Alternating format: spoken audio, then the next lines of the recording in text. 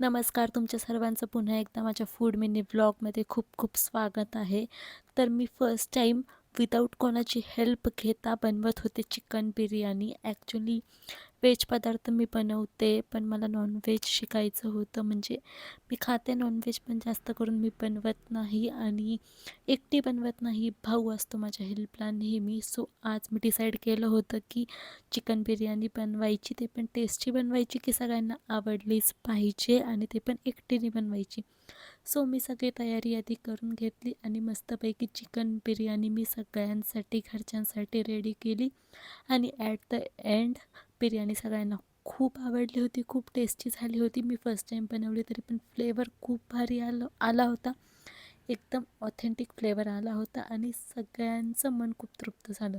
So video आवडला असेल तर लाईक करा, शेअर करा आणि चॅनलला सबस्क्राईब करा. थँक्यू.